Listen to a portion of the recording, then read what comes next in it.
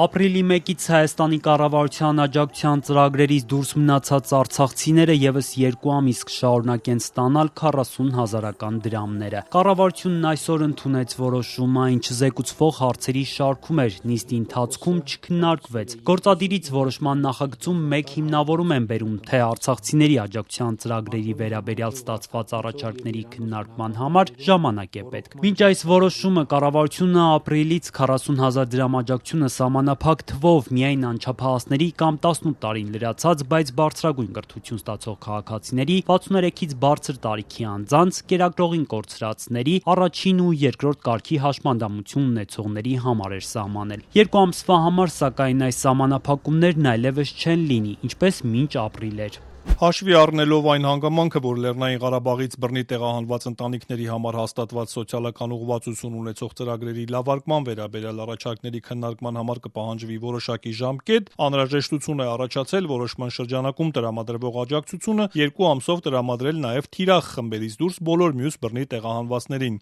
Միաժամանակ 2 ամսով հետաձգելով կարիքավորության հիմքով լրացուցիչ սոցիալական աջակցության տրամադրման ծրագրի գործողությունը։ Նշված է նախագծի տեքստում։ Կառավարությանը առաջարկներն արցախցիների իրավունքների պաշտպանության խորհուրդն էր ներկայացրել։ Խորհուրդը մարտի 29-ից Ազատության հրապարակում նստացույցեր սկսել, այդ թվում տեղահանվածների սոցիալական խնդիրների ու բնակարանային ապահովման ծրագրում փոփոխություններ կատարելու պահանջներով։ Սակայն գործադիրի որոշման նախորդ օրը 1 ամիս անց որոշեցին դադարեցնել նստացույցը, օպերայի տարածքից հեռացնելով վրանը։ Խորհրդի անդամ Ապրես Մարգարյանն այսօր ասաց, կառավարության հորդորով են գնացել այս քայլին, գործադիրից արցախցիներին խոստումներ են տվել։ Իրենք էլ համաձայնել են կառուցողական քննարկումներ սկսել։ Հիմա խորհուրդը մասնագիտական խմբեր է ձևավորում, այդ թվում արցախցի նախկին պաշտոնյաներ են ներգրավվելու, ասաց Մարգարյանը։ Կառավարությունը առաջարկեց 2 ամսով երկարաձգել այդ սոցիալական աջակցության ծրագրերը, որպեսզի իրան խոստովանեցին, որ իրենց կողմից մշակված ծրագրերը բարելավման կարիք ունեն, որպեսզի մեր մասնագիտական խմբերը միասին աշխատեն եւ բարելավեն։ Ապրես Մարգարյանն ասում է, անցած 1 ամսվա ընթացքում պարբերաբար այդ առաջարկը եղել է, բայց թե ինչու են հիմա որոշել համաձայնել, հիմնավորեց, թե նստացույցը massամբ իր խնդիրը կատարել է։ Մենք հանրահավաքից հետո հայտարարեցինք մեր իրավունքների այդ համախմբման համահայկական օրակարգ եւ ասեմ, որ այդ մասով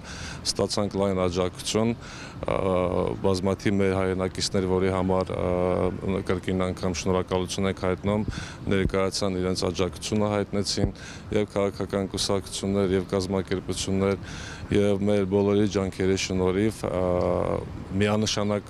կարող ենք նշել, որ այս առաջի փուլում մենք ունեցանք մասնակի հաջողություն։ Արցախցիների իրավունքների պաշտպանության խորհուրդը սակայն պայքարը չի դադարեցնում։ Ապրես Մարգարյանի խոսքով պատրաստվում են պարբերաբար հանրային իրազեկման ակցիաներ իրականացնել։ Իսկ եթե հասկանան, գործադիրը փորձում է ժամանակ ձգել, իրենք ավելի մասշտաբային գործողությունների կանցնեն։ Հենց կառավարության